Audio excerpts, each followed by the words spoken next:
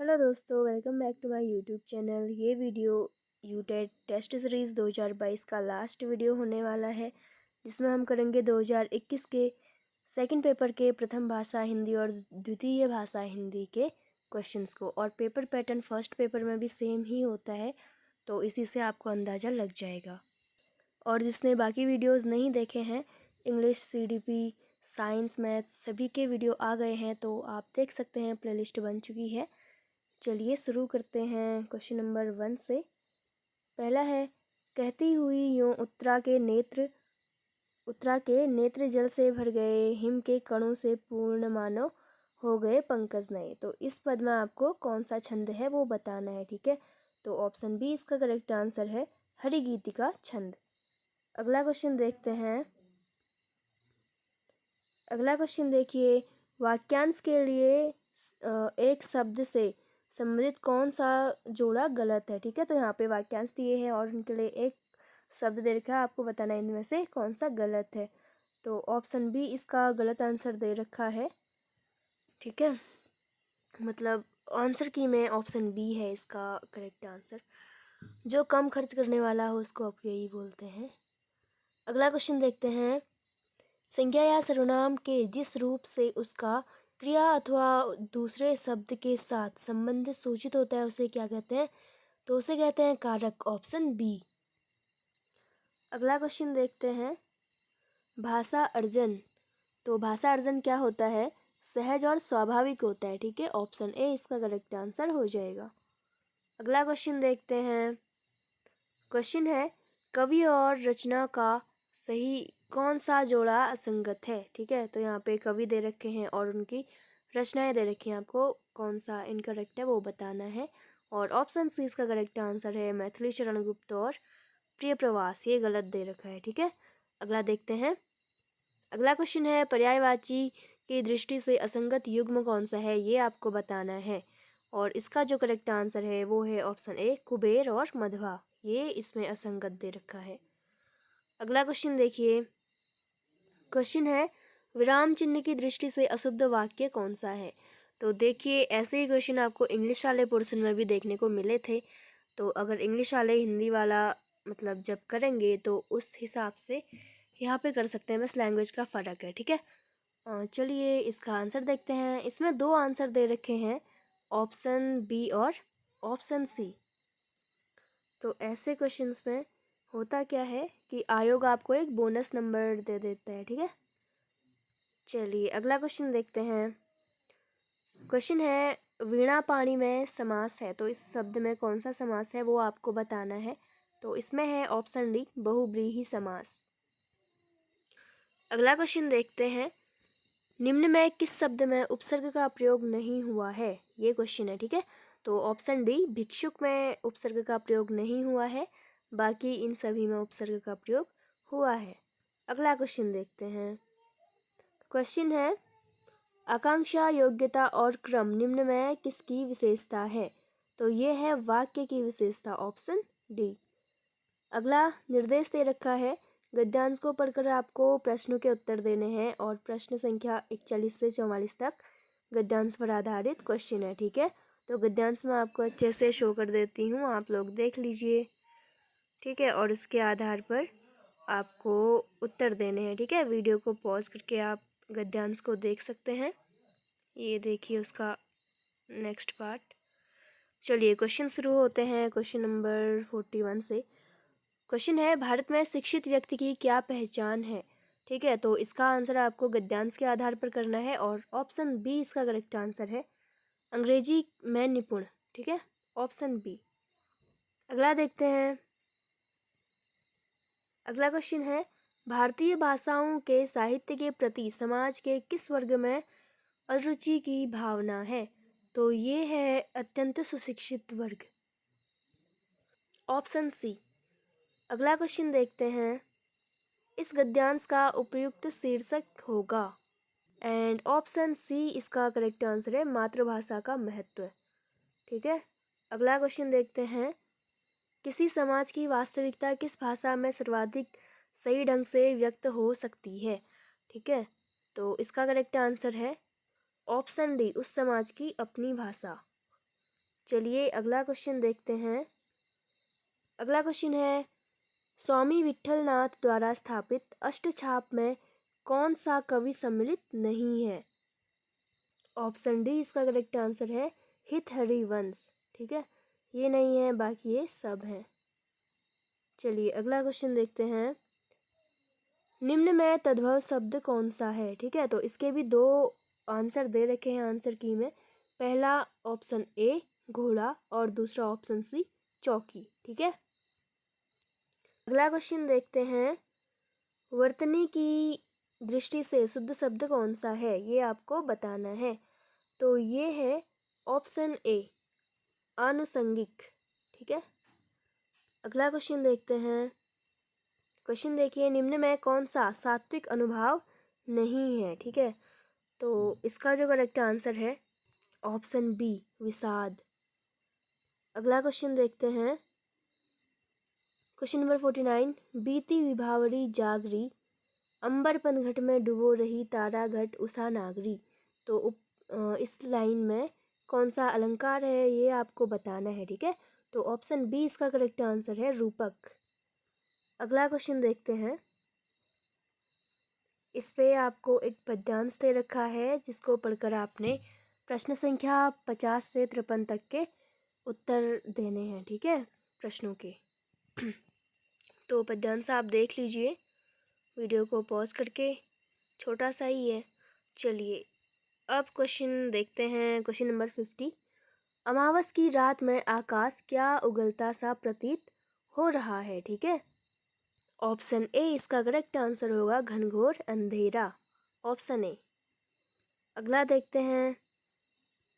किसके मन में बार बार हार जाने का भय उत्पन्न हो रहा है? तो इसका जो करेक्ट आंसर है वो है option B Ram, option B. अगला क्वेश्चन देखते हैं।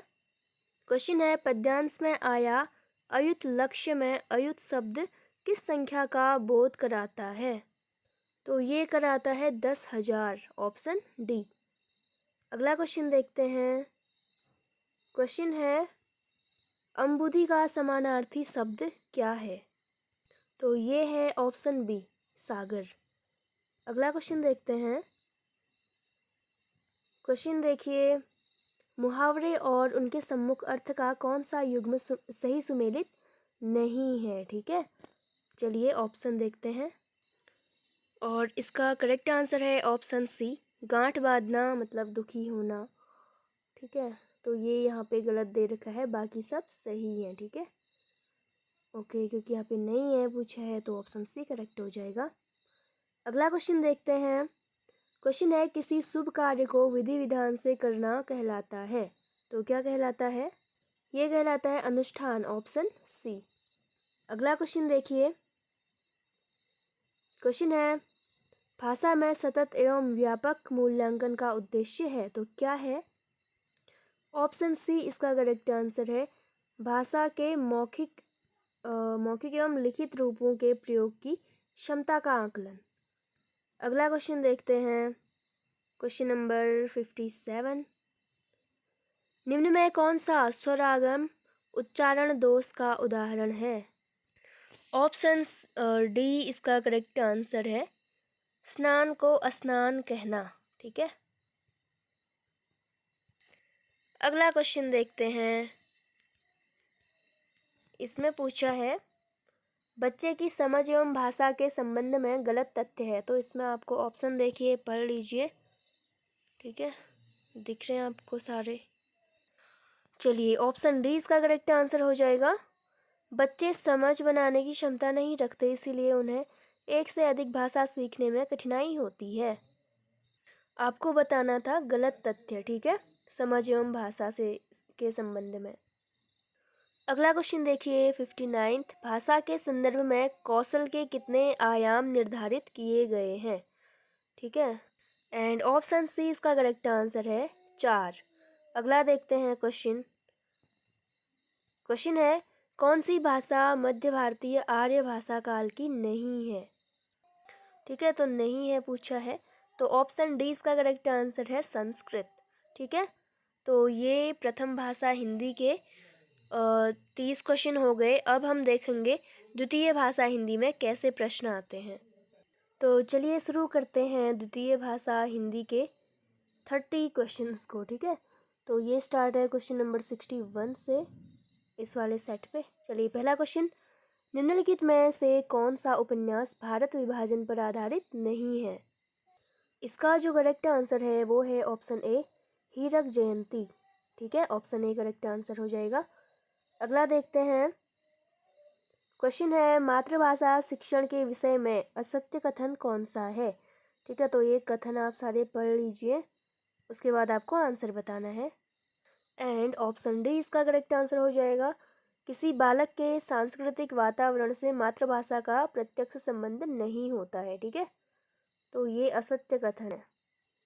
अगला देखते हैं क्वेश्चन है किसी भी नई भाषा को सीखने के लिए कहाँ से प्रारंभ किया जाना चाहिए? तो ये है अक्षरों व शब्दों के मध्य साहचर्य से, ऑप्शन ए। अगला क्वेश्चन देखिए, क्वेश्चन है अपेक्षा को लिखते समय कठिनाई का सामना करना पड़ता है, वह किस समस्या से ग्रस्त है? तो ये होगा डिस्ग्राफिया, ऑप्शन बी। ठीक है, तो इंग्लिश वाले में भी मैंने बताया था, इंग्लिश वाले पोर्शन और सीडीपी वाले पोर्शन दोनों में, कि कुछ डिसऑर्डर होते हैं बच्चों में पढ़ाई लिखाई से रिलेटेड, तो वो आप लोग पढ़ लेना, मैंने ऐसा भी बोला था। और बहुत सारे डिसऑर्डर हमने क्वेश्चंस के थ्रू भी डिस्कस कर रहे थे, तो उससे आपको काफ़ी हेल्प हुई होगी। ठीक है, तो वो हिंदी, इंग्लिश और सीडीपी तीनों में पूछे जाते हैं। ठीक है, चलिए अगला देखते हैं क्वेश्चन। इसमें पूछा है चॉम्स्की के अनुसार भाषा अनुकरण से ही सीखी जाती है, या फिर भाषा सीखने में समझ का स्थान सर्वोपरि है, भाषा में दक्षता विद्यालय से प्राप्त होती है, फिर भाषा क्षमता जन्मजात होती है? तो जिसने इससे पहले वाले वीडियो देखे होंगे इंग्लिश वाले, तो उनको पता होगा इसका आंसर। एंड ऑप्शन डी इसका करेक्ट आंसर है, भाषिक क्षमता जन्मजात होती है। ठीक है, तो चॉम्स्की का मानना था कि भाषिक क्षमता, जिनको वो एलईडी एक डिवाइस मानते थे, तो वो जन्मजात होती है, ये ऐसा उनका मानना था। ठीक है, अगला क्वेश्चन देखते हैं। क्वेश्चन है कहानियाँ बच्चों के भाषा विकास में सहायता करती हैं? तो ऑप्शन पढ़ लीजिए अच्छे से। एंड करेक्ट आंसर है ऑप्शन सी, कल्पना शक्ति और चिंतन को बढ़ावा देकर। ठीक है, अगला क्वेश्चन देखते हैं। क्वेश्चन है इस प्रश्न का उत्तर तो कोई भी व्यक्ति दे सकता है, वाक्य में आए भी और तो शब्द हैं, तो ये क्या है, ये आपको बताना है। ठीक है, तो ये है निपात, ऑप्शन ए। अगला क्वेश्चन देखते हैं।